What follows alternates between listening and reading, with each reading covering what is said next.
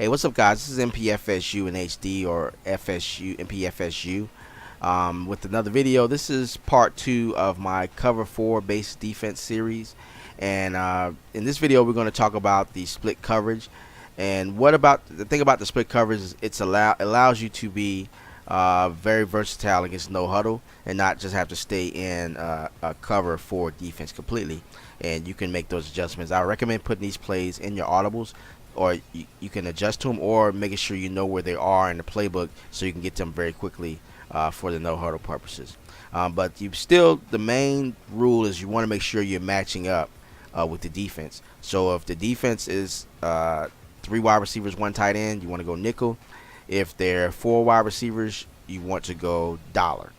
But for this purpose, we're going to look at the 3-3-5. I typically like to use this defense versus spread no huddle teams, and what I'm going to talk about is the split coverages.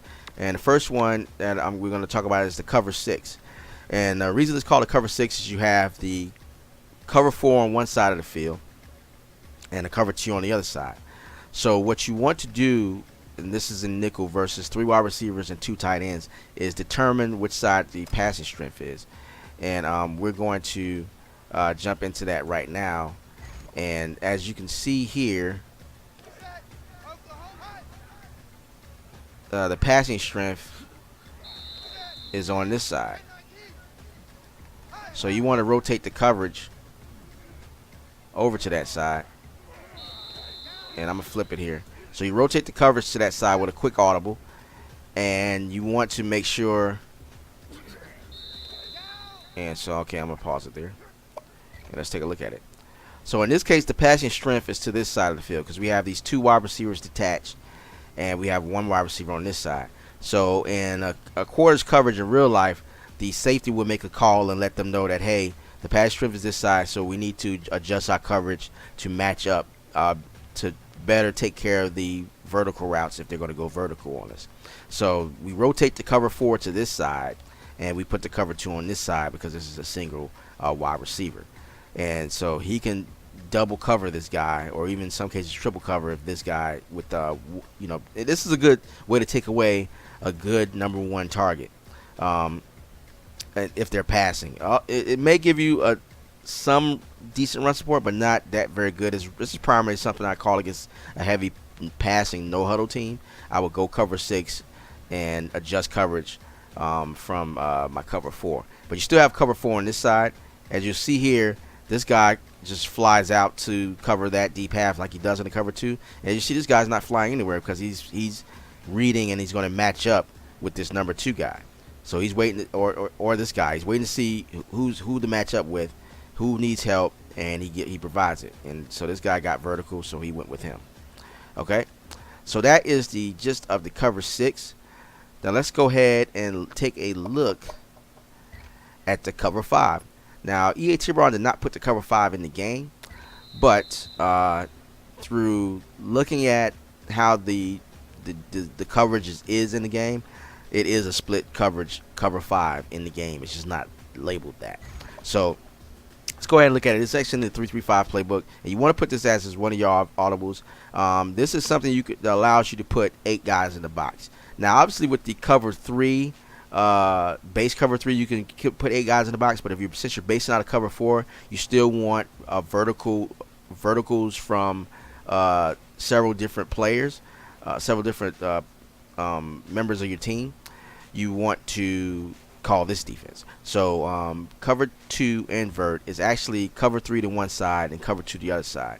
And you can see from the zone art, you have one of your corners going deep to cover that third of the field. You have your one of your strong safeties, if you haven't packaged it in, he's covering the flats, and the 2 inside linebackers are going to take away those vertical routes going up the seam. So this is a good defense to call to have run support for 1, and 2 to take away a pretty nasty slot receiver.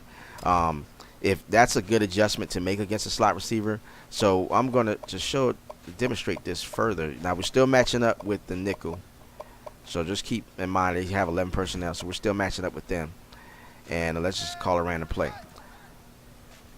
Now you don't see the coverage roll over in this clip, but let's go ahead and let it run one more time. So he rolls over, and we're going to pause it right there. All right. Let's go ahead and check it out. So now you have, 1, 2, 8 players in the box, and you have two of your safeties, 2 strong safeties in the box, and 1 safety over the middle. But since this is cover 2, his alignment is going to be on his hash mark because he wants to get out there to cover this guy, and that's where speed is very important because he needs to get out there to take away this guy as a deep threat. And he can do that if he's very talented. And so on this side, you're running cover 3.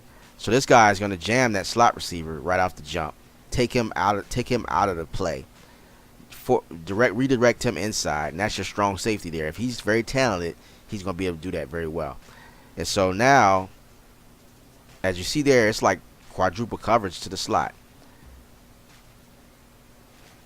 And if this guy if this number 2 wide receiver goes vertical, if he goes vertical,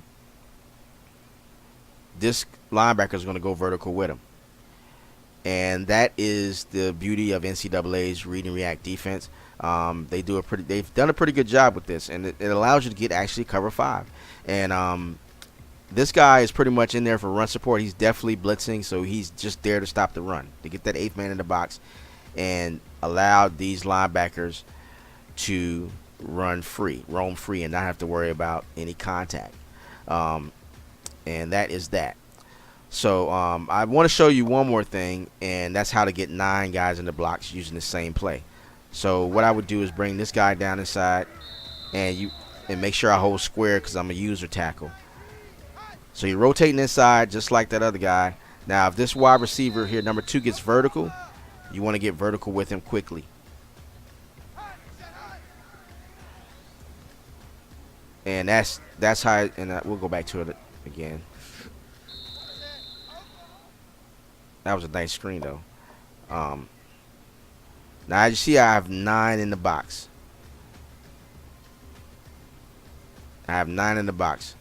So what you want to make sure is that this guy is not going to get vertical. You got to make sure you're there to stop the run, and that is it. You don't want this guy to get vertical because he gets vertical, it's one-on-one with this guy here. You have to be sure a run play is coming. You have to be really sure. So that's something to keep in mind when you put 9 in the box. You giving up the deep pass. But you can click off and let this guy fly deep, see if he can get there. But otherwise, you're going to give up a big pass play to this guy if they recognize that. So make sure you know exactly what's happening when you bring this guy down into the box, that you are expecting a run. That's the only reason you should be putting 9. 8 in the box is good enough for the run. 9 in the box is you definitely know some kind of run is going. Maybe they're running the Wildcat or something like that, and you know there's no threat of a pass, period. So you can just bring this guy down in the box to make sure you take away that outside. So that is that. Now, one more thing I want to show, and we're going to talk about 4 wide receivers here. And if you're going 4 wide receivers, you want to go to the dollar defense. And we're going to do that right here. So you go to the dollar defense. As you can see, I don't go dime because dollar I could put 4 safeties into the game. And that allows me to be very stout versus the spread and run situations because my safeties, if they're good, like I said, should be able to make tackles. And that's what you need. So you want to get that safety package in there.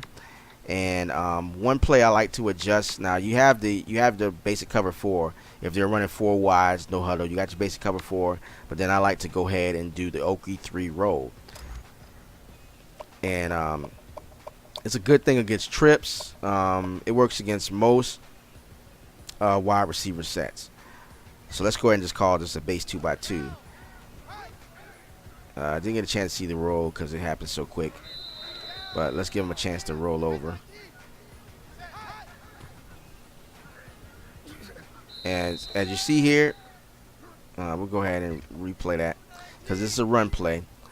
Now, as this guy rolls over, he is playing cover 2 this side of the field. So, like we were talking about before, make sure you know what your passing strength is. Now, on this side, in this situation, we're looking for it's a 2x2 set. Now, if there's 3 wide receivers, we would swap and make sure we had that cover 4 on this side. So we're back to a cover 6 with 7 guys in the box instead of 5. So let's go ahead and count them. So we have 7 guys in the box. We have, let's see, 1, 2. Oh, let's back it up. So we have 1, 2, 3, 4, 5, 6, 7. Now they're not in the middle of the box; they're to the outside because a lot of the runs are going to come to the outside. But you also have this guy lining up to take care of some of those gaps, and it's very nice. Very nice to get 7 guys into the box in a dollar defense. Now, this is cover 4 on this side, and this is cover 2 to that side. That's why it's cover 6. And as you see here, they're bracketing in this guy right here. Now, if this guy gets vertical, this safety is going to cover him.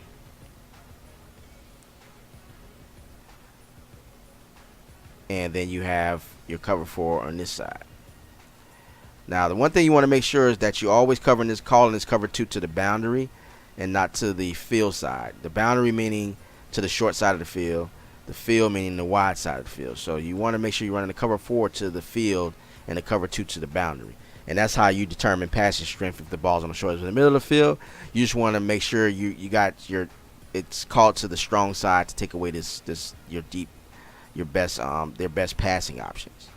And that's what you want to do. And they also have 7 in the box to give you some kind of run support versus some zone read and some stuff like that.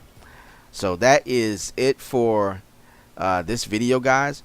I hope you like the content. If you do, please subscribe to the channel, like this video, share it, and I will be posting more content like this. My next video will be how I use this versus a user in a rank match. So I appreciate you guys watching. I'll talk to y'all later. Peace.